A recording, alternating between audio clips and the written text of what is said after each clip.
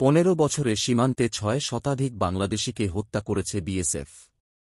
গত 15 বছরের সীমান্তে 6 শতাধিক বাংলাদেশিকে হত্যা করেছে ভারতের সীমান্তরক্ষী বাহিনী বিএসএফ। বিভিন্ন সরকারি বেসরকারি সংস্থা ও গণমাধ্যমের খবরে এ তথ্য উঠে এসেছে। চলতি বছরের সেপ্টেম্বরেও 8 দিনের ব্যবধানে দুজনকে গুলি করে হত্যা করে বিএসএফ। গত মাসেও 3 জন নিহত ও 3 জন আহত হয়েছে। সীমান্ত হত্যা শূন্যে নামিয়ে আনার জন্য বাংলাদেশের পক্ষ থেকে অনেক দিন ধরে তাগিদ দেয়া হচ্ছে ভারতকে। বিএসএফ ও বর্ডার গার্ড বাংলাদেশের বিজিবি মধ্যে সীমান্ত সম্মেলন বা পতাকা বৈঠকে হয়। সেখানে প্রতিবারই সীমান্তে আর গুলি চালাবে না বলে প্রতিশ্রুতি দেয় বিএসএফ, কিন্তু সেই প্রতিশ্রুতি আর রক্ষা হয় না। এসব হত্যাকাণ্ডের একটিরও বিচার হয়নি।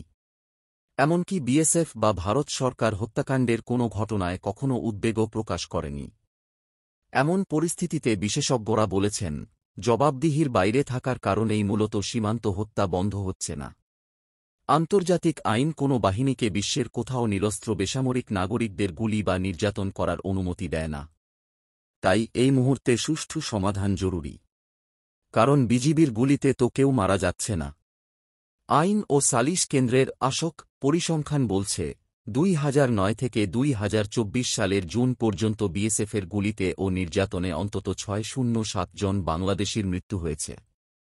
এছাড়া অধিকার নামের একটি মানবাধিকার সংস্থার মতে, 2009 থেকে চলতি বছরের জুন পর্যন্ত বিএসএফ সদস্যদের হাতে অন্তত 582 বাংলাদেশি নিহত এবং 761 জন আহত হয়েছে।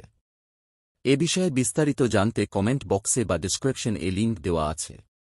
আমাদের সাথে থাকতে চ্যানেল সাবস্ক্রাইব করে বেল আইকনটি চালু করে রাখুন।